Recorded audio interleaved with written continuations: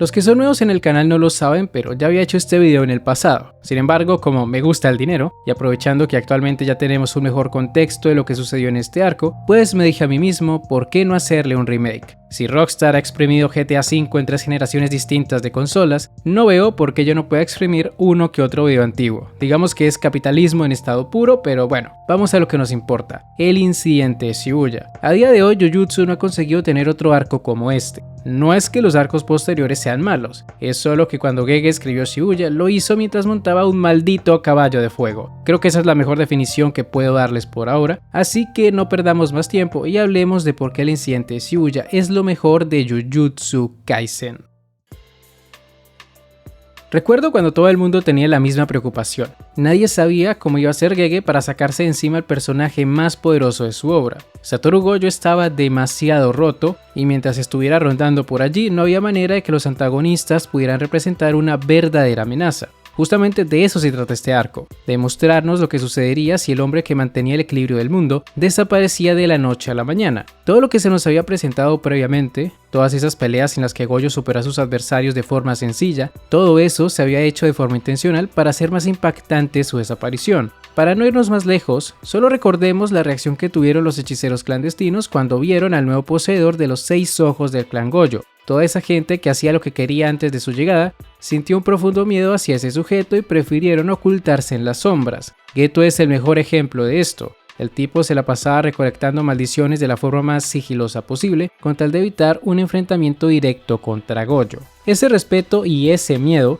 era algo que solo podía lograr el hechicero más poderoso de la época, y cuando las maldiciones se aliaron para sacarlo de la ecuación, les fue muy sencillo encontrar gente que los ayudara. Todos los hechiceros del bajo mundo querían eliminar a Gojo, y dado que nadie podía vencerlo en batalla, Kenjaku ideó todo un plan para sellarlo en la prisión confinadora. Imagínense lo roto que estaba el albino, como para que un ser milenario tuviera que recurrir a ese tipo de estrategias rastreras. El inicio del arco se enfoca completamente en llevar a cabo ese plan. Gojo es llevado a un lugar concurrido con la intención de limitar sus habilidades, y es entonces cuando las maldiciones comienzan a presionarlo esperando que en algún momento baje la guardia. Dicho momento llega cuando es obligado a usar su expansión de dominio para eliminar a todos los humanos modificados que había llevado Mahito. Esa fue una escena demencial. ¿Quién se iba a imaginar que era posible usar un dominio por menos de un segundo? Y al mismo tiempo esto también serviría para demostrar que incluso alguien tan poderoso como él podía ser llevado al límite. Todas las personas tienen una debilidad, y por más fuerte que fuera Gojo, el tipo no era un asesino de inocentes, y cuando el número de muertos superó el límite que estaba dispuesto a permitir, tuvo que exigirse más de la cuenta. Eso es lo bonito de esta obra. No necesariamente tienes que ser más fuerte para vencer a otro personaje. Siempre existe algún punto débil que se puede explotar, ya sea en lo que respecta a las técnicas malditas o la personalidad de su oponente. En este caso no solo se aprovecharon de la amabilidad de Gojo, sino también de esos sentimientos medio raros que tenía hacia su antiguo mejor amigo. Cuando vio el cuerpo de Geto, su cerebro se bugueó y fue allí cuando sus enemigos aprovecharon la oportunidad para sellarlo en la prisión confinadora. Aquí fue donde tuvimos uno de los plot twists más interesantes de la obra, la revelación de que quien estaba controlando el cuerpo de Geto era un cerebro con vida propia. En su momento esto fue muy impactante y en retrospectiva es una escena que envejeció bien, sobre todo cuando entendemos por qué Kenjaku necesitaba el cuerpo de Geto. La cosa es que a partir de este momento la trama principal empezaría a centrarse en el rescate de Gojo, y eso nos lleva al siguiente punto, el manejo de los personajes. Cuando una obra tiene que movilizar a muchos personajes en un mismo espacio de tiempo, siempre existe la misma preocupación: ¿cómo se va a manejar la participación de cada uno de estos personajes sin que afecten el ritmo de la trama principal? Por lo general en los shonen de peleas famosos, llámese Naruto, Bleach, Boku no Hero, etcétera, etcétera, siempre hay un problema con este tema. ¿A qué me refiero? Cuando en este tipo de historias tenemos las denominadas guerras o conflictos grupales importantes, por alguna extraña razón los autores sienten la necesidad de darle protagonismo a todo el mundo, incluso si se trata de los secundarios de los secundarios. ¿Y por qué considero que hacer esto es un error? Bueno, eso es porque a nadie le importa ver peleas entre personajes intrascendentes. Lo único que se logra con esto es entorpecer la trama principal, haciendo que el espectador se canse de esperar por algún avance. En el incidente de Shibuya esto no pasa. Gege entiende que no puede desviarse en tramas irrelevantes. Si bien cada personaje tiene sus fans, no puede dedicarle un capítulo a cada uno de ellos, y es por eso que me alegré cuando vi que no se perdería tiempo cuando apareció la familia de Geto. En cualquier otro shonen te hacían sí o sí peleas individuales con esos locos, pero esto es Jujutsu Kaisen, nada de perder el tiempo con randoms, mejor usémoslos como carne de cañón o como meros espectadores. El evento principal era la pelea entre Sukuna y Yogo, y eso no se iba a ver eclipsado por unos extras que no iban a aportarle nada a la trama. Lo mismo también sucede con los hechiceros de Kyoto, quienes solo fueron usados como soporte al final del arco. Como ya los conocíamos, no era necesario darles tiempo en pantalla. Al único que le dan importancia es a Todo, y eso es porque el Best of Friend sí es un personaje interesante y porque además tenía un rol importante que cumplir durante la pelea entre Itadori y Mahito, pelea que por cierto es muy buena. A lo que quiero llegar es que en este arco no se iban a los golpes porque sí, porque tocaba darle su momento a X personaje secundario. No, para nada. Cada pelea tenía su razón de ser, e incluso esa entre Itadori y el Saltamontes tenía un propósito, y era mostrar lo mucho que había crecido el protagonista como hechicero. Asimismo, si lo analizan con detenimiento, se darán cuenta que en este arco predominan las peleas grupales, las maldiciones contra Gojo, el grupo de Nobito y Maki contra Dagon, Todo e Itadori contra Mahito, Yogo eliminando fácilmente a Nanami y los demás, etcétera, etcétera. Se hizo de esa manera para acelerar las cosas y también para respetar la escala de poder, porque como ustedes recordarán, en esta obra los personajes no se sacan power-ups de la nada, de allí que los buenos se la pasen perdiendo, y eso nos lleva a hablar de uno de los sujetos que más destrozos causó en los protagonistas.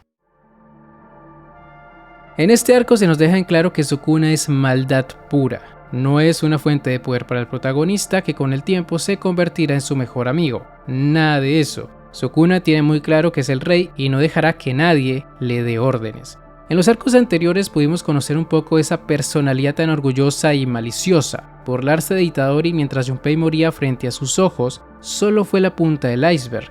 Si alguien esperaba que Sukuna se convirtiera en una especie de Kurama o One for All, estaba muy equivocado. Tal como dice Itadori más adelante en el manga, da igual si Sukuna ya no está en su cuerpo porque ese desgraciado nunca lo había ayudado. De hecho, es todo lo contrario. Sukuna es la mayor fuente de sufrimiento para Yuji, y durante el incidente de Shibuya se dejó muy en claro por qué haberse comido uno de sus dedos fue la peor decisión de su vida. Tras ingerir los 11 dedos que le dieron a Yuji, una cifra que me sorprendió bastante en su momento, pensé que iban a recolectar uno a uno cada dedo, pero qué bueno que no fue así. Tal y como mencioné en el punto anterior, esta historia no pierde el tiempo en cosas intrascendentes. Cuando Sukuna toma el control del cuerpo del protagonista, las cosas se ponen muy feas. El tipo destruye psicológicamente a Yuji, asesina a todo aquel que tiene por delante, y cuando destruye medio Shibuya para eliminar a Majoraga, o Makora, que es como se pronuncia aparentemente, comienzas a estar de acuerdo con la opinión que tenían los peces gordos sobre Itadori. Yuji debió ser eliminado hace mucho tiempo, solo así se habrían evitado tantas muertes. El propio Itadori lo sabe, y es por eso que tras ver la destrucción de Shibuya lo vemos caer completamente en la desesperación. Entiende que su muerte es necesaria, pero antes de ello necesita terminar lo que fue a hacer allí. Tiene que eliminar a las maldiciones y salvar a Gojo.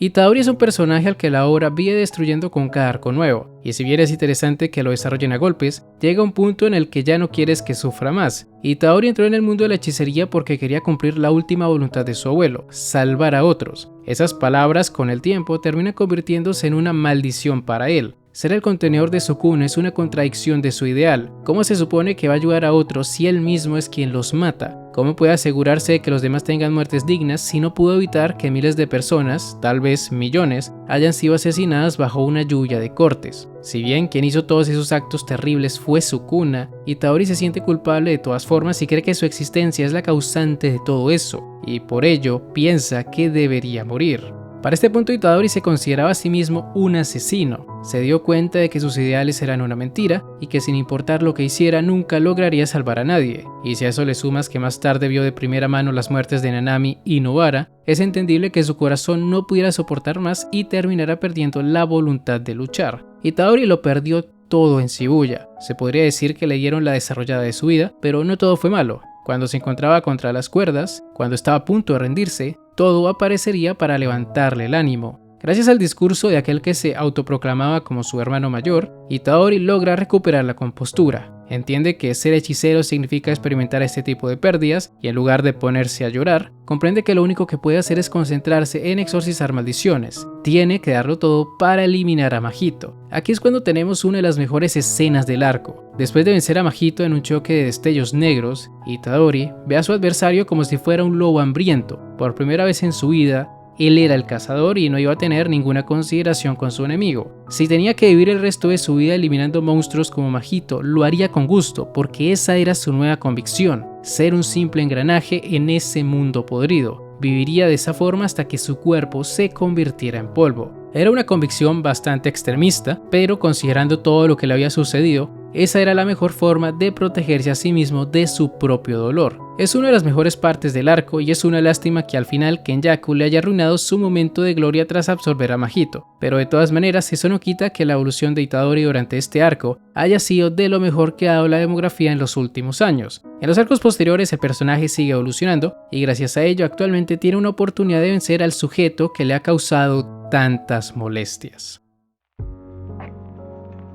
El incidente de Shibuya es el mejor arco de Jujutsu por varias razones. En primer lugar, el desarrollo que le dieron a Itadori fue brutal. Antes de este arco no era un mal personaje, pero es que simplemente no hay comparación con lo que ocurrió en Shibuya. El hombre logró encontrar la convicción que necesitaba para eliminar a todas y cada una de las maldiciones que se encontrara, y asimismo también se le siguieron sumando cosas a su dilema moral. ¿Acaso es un asesino o todo fue culpa de Sukuna? Eso es algo que se desarrolla con más profundidad en el juego de la extinción. Segundo, el impacto y consecuencias que trae para el futuro hacen de este arco algo muy importante. Tanto la destrucción de Shibuya como la liberación de maldiciones por todo Japón llevan al mundo al caos y también hacia la verdad. La existencia de todos estos peligros se hace pública y se pierde completamente la estabilidad que había en el mundo de la hechicería. Tercero, las muertes. Sé que una obra no se hace mejor por cuántas muertes tiene, pero en este caso es un punto importante ya que no sacaron de escena a cualquier loco. Se murió Nobara, Nanami, Naobito y prácticamente todas las maldiciones de clase especial que habíamos conocido a lo largo de estos 130 capítulos. Shibuya marca el final de un capítulo y lo que se viene después de esto es casi una especie de reinicio. Reinicio en el sentido de que tanto el grupo protagónico como el de los antagonistas cambia completamente de miembros.